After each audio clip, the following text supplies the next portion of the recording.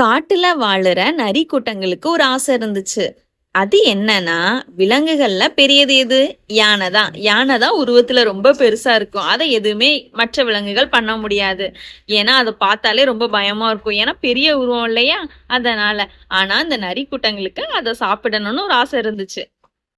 யானை அந்த காட்டுக்கு ராஜா மாதிரி அந்த காட்டையே ரொம்ப ஜாலியா சந்தோஷமா சுத்தி வந்து பார்த்துட்டு இருந்துச்சு. ஆனா அந்த நரி கூட்டங்களுக்கு இது மட்டும் எவ்வளவு ராஜா மாதிரி எப்படி சந்தோஷமா வாழ்ந்துட்டு இருக்கு, நமக்கு மட்டும் வந்த வாழ்வை பத்தியா அப்படின்னு சொல்லிட்டு ஒரு எண்ணங்களும் அவங்க மனசுல இருந்துச்சு. அட நரி கூட்டங்களே, உங்களுக்கு சொன்னா புரியாதா? நான் தான் இந்த காட்டுக்கு ராஜா. என்ன யாராலையும் எதுவும் பண்ண முடியாது. புரிஞ்சுதா? என்னையே எப்படி விரிச்சு விரிச்சு பாத்துக்கிட்டு இருக்கீங்க? எல்லாரும் எனக்கு தேவையான வேலைகளை செய்யணும். அதுதான் உங்களுக்கு நான் கொடுக்கிற வேலை. புரியுதா? யானை மற்ற விலங்குகள பார்த்தா அத ரொம்ப அடிமையாவும் நடத்தும். அது மட்டும் இல்லாம தன்னுடைய வேலைகள் எல்லாம் செய்ய வச்சுட்டு ரொம்ப கஷ்டப்படுத்திக்கிட்டே இருந்துச்சு.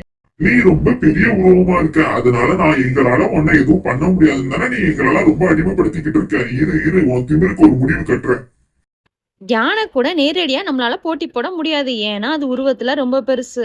அதனால அத நம்ம தந்திரத்தால தான் வெல்லணும் அப்படின்னு சொல்லிட்டு இந்த நரி கூட்டங்கள் எல்லாமே முடிவு பண்ணாங்க. எங்கள் குல ராஜாவே வாங்க, நான் இன்னைக்கு உங்களை ஒரு அழகான இடத்துக்கு கூட்டு போறேன்.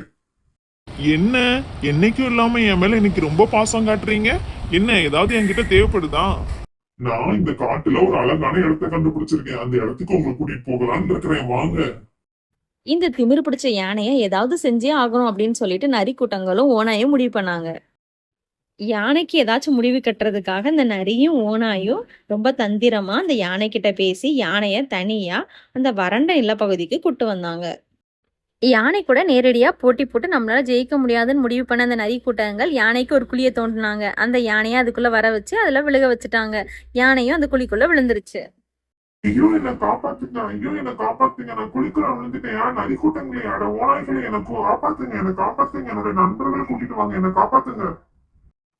அட யானையே, உன்னை காப்பாத்துறதுக்கா நாங்க இவ்வளவு தூரம் உன்னை கூட்டிட்டு வந்திருக்கோம். உன்னோட நேரடியா போட்டி போட்டு எங்களால ஜெயிக்க முடியாது. அதனாலதான் உனக்கு ஒரு குழியை தோண்டணும். அதனால நீ விழுந்துட்ட. இனி 4-5 நாள்ல பசி பட்டினியால நீ கொஞ்சம் கொஞ்சமா செத்து போயிருவ. அதுக்கப்புறம் உன்னுடைய உடம்ப நாங்க கொஞ்சம் கொஞ்சமா சாப்பிட ஆரம்பிச்சிருவோம். எங்களுக்கும் கொஞ்ச நாள் பசியும் இருக்காது. உன்னை சாப்பிட்ட திருப்தியே எங்களுக்கு கிடைக்கும்.